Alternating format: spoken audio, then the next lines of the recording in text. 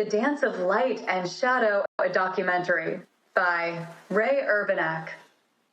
The sacred rock art images interacted with shafts of light and shadow cast by the sun on rock surfaces. These light and shadow movements of the sun were sacred to the ancestral Puebloans of the southwest USA, including what is now called Utah, Arizona, New Mexico, and Colorado. The sun's path across the sky was studied and tracked in order to make a permanent record of the solstices, equinoxes, and cross-quarter days and times on rock faces. Many panels also faced the rising sun on these dates and were the viewing points for horizon markers where the sun came up or set in notches on the horizon. The light and shadow events marked the seasons, when to plant and harvest, recording migrations of animals, as well as when to conduct sacred ceremonies to honor the sun and keep the world in balance. This is especially true for the winter solstice, so that the sun would not go any farther south and start returning to a position higher in the sky and bring back the spring, a time of abundance. They would also pray that the sun did not go any farther north on the summer solstice, or the world would be thrown terribly out of balance. These ceremonial practices are still observed today by some tribes such as the Hopi of Arizona. Solstice and equinox markers of various kinds can be found around the world, such as in England, Ireland, Scotland, Germany, Peru, Mexico, and Egypt. Besides the sacredness of the light and shadow on the rocks, the markers probably also served as entertainment. In a time long before books, radio, or movies, the light show, along with storytelling and games, were part of their amusement.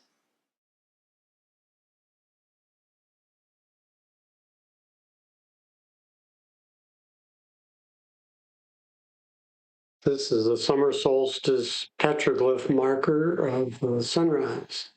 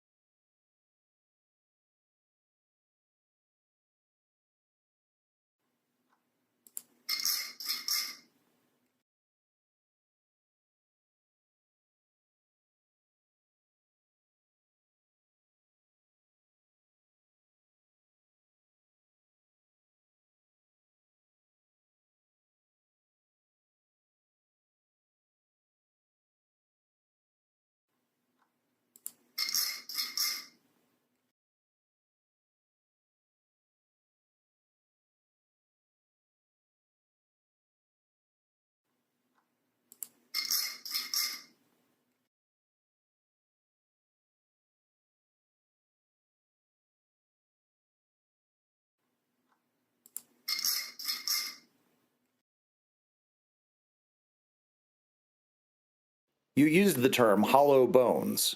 Please tell us, what does that mean? Yes, I should have elaborated. Frank Foolscrow was a great holy person and ceremonial chief of the Titan Sioux. He spoke about being a hollow bones and higher spirit powers working through him. I'm certainly not going to claim that I'm a hollow bones like that, but it feels like at certain sites I'm not in control of the sites. It feels like I'm just being used to record them. This is a pretty crude model I made many years ago. I had to dig it out of the garage so I can show you what I did. When I first started this, I wasn't quite certain of certain sites when they would mark. So I made this, it shows the arc of the sun on the summer solstice, equinox, and the winter solstice. So if you're standing here, this is where I would put a little clay model with the correct angles of the rock that I was studying.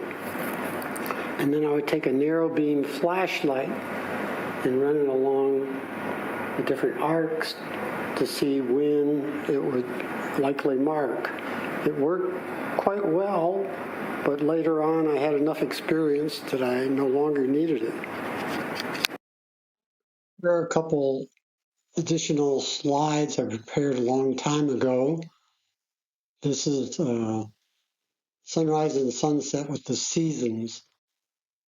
If this is the north, the summer solstice sun rises towards the north and it sets more northerly. Equinox, pretty equal day and night. And the winter solstice, the sunrise is more to the south and it sets more to the south.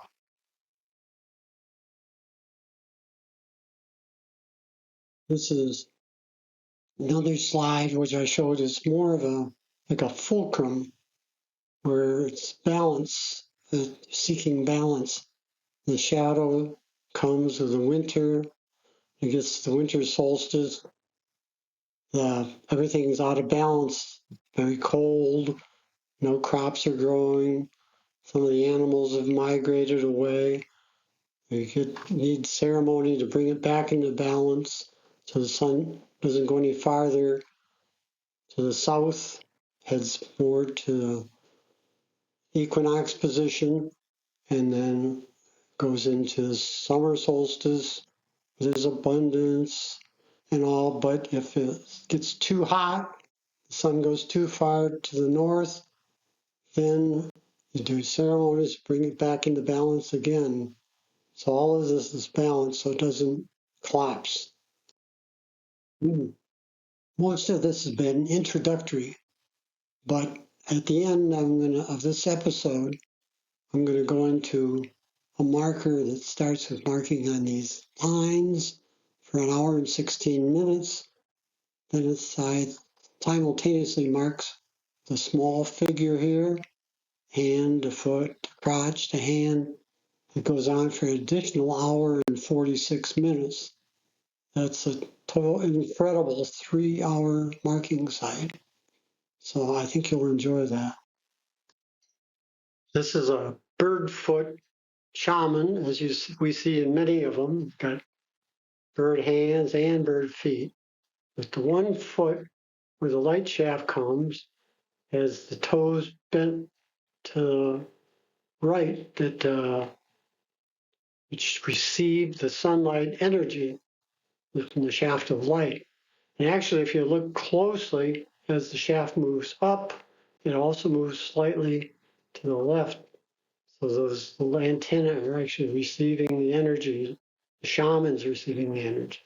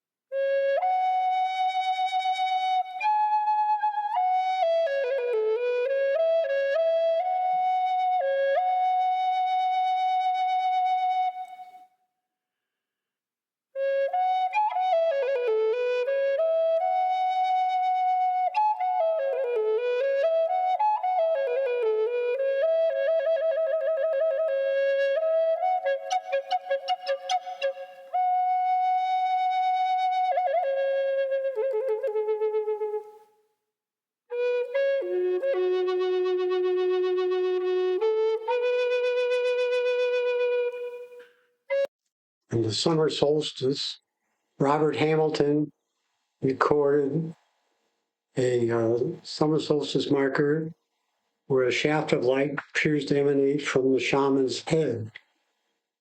We don't see that in this area. We do see where a shaft of light comes from the shaman's hand or possibly from the shaman's foot, but not from the shaman's head, as in this case. This is a really nice marker. We do see V-notch petroglyph markers in this area, but they are horizon markers. The shaman is viewing the sun set in a notch on the horizon versus the shaft of light actually hitting his head. This is a special one.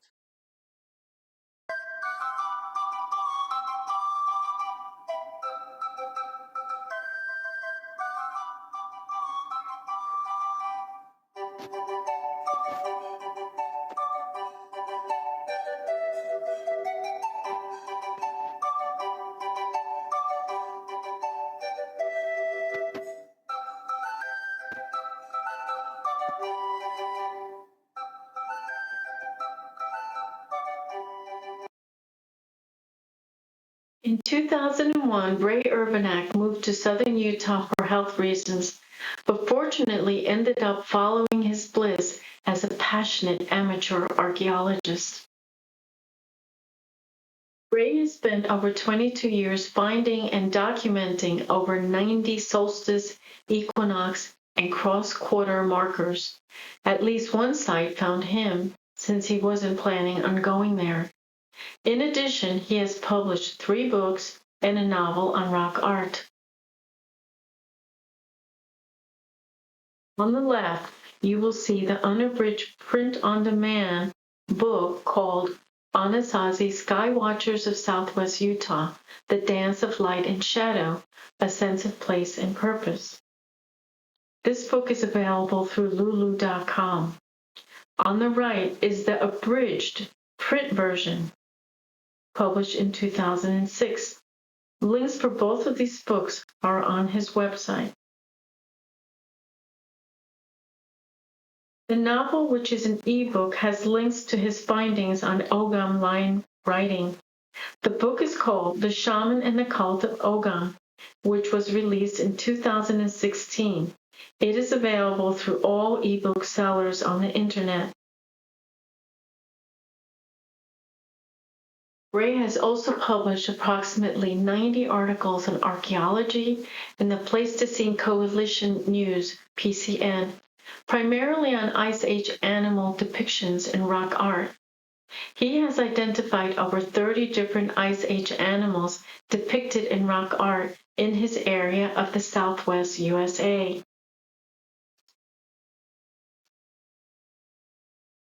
The Pleistocene Coalition has been published for many years. Ray has been writing for Pleistocene Coalition News for 11 years. Here is a cover of the PCN from 2021.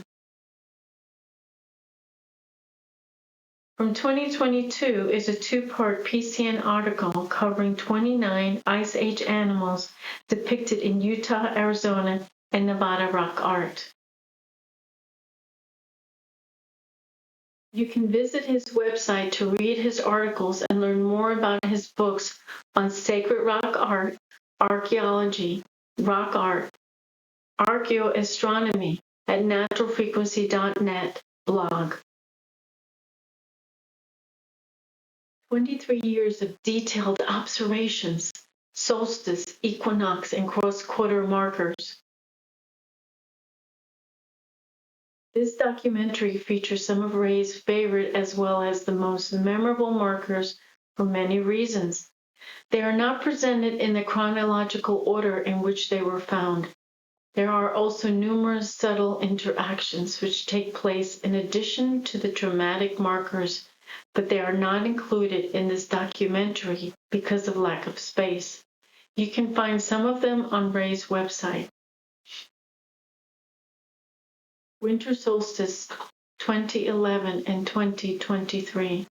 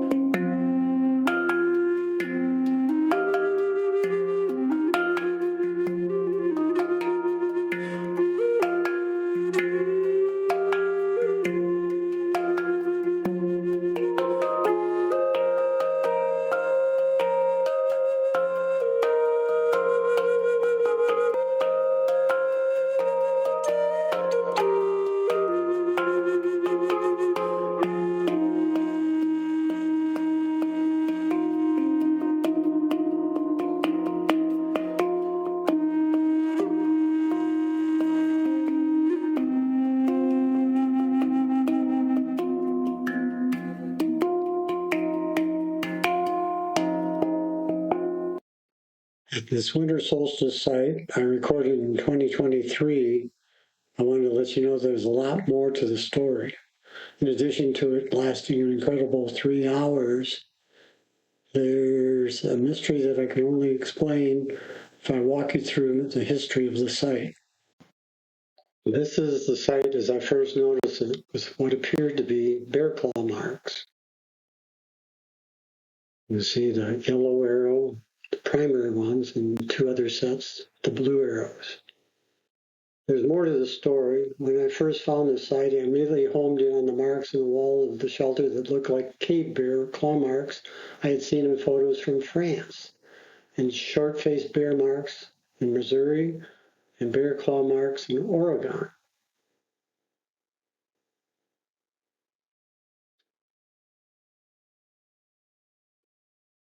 When I first discovered the site in 2009, I wasn't aware that it was a winter solstice site. Not until after I was somehow directed to the site on the 2011 winter solstice did I discover the small figure marking the winter solstice. And then it wasn't until 2023 when I noticed that the claw marks also marked the winter solstice that I consider they were man-made, a mystery. Did the native people living in this area know that bears had lived in this shelter, which inspired the native people to make these 6 claw marks to the upper left, to mark the winter solstice in honor of the bear, which is associated with winter? Or is it possible that these are actual bear claw marks, along with the other 2, 3 bear claw marks, but these happen to mark the winter solstice? And that is why the native people studied this shelter, which resulted in them adding the small figure at the back of the shelter that marks the winter solstice. You can see 6 marks there, the 2, the 3, and the small figure in the back. There is a third option. Are the 5 marks in this group, these 5, are they the bear claw marks, but the first one and the dot at the end, first one and the dot at the end, are these made by native people at a later date? Here's a shot of the bear. I simulated him making the marks. Here, I'll play that for you again. Or is it possible that the 6th one was added by a Native American and he incised it along with the dot? There's yet another marker at this site. There's a pointer here that points to the horizon point on the winter solstice sunset. So if you follow that right along here, this is what you'll see. The sun was set right there. So this is definitely dedicated to the winter solstice. You refer to yourself as a passionate amateur archaeologist. What do you mean by that? Yes, I definitely feel like an archaeologist that after excavating 23 years of research on the computer and then digging out photos from over 90 different sites in order to make this documentary series. So, yes.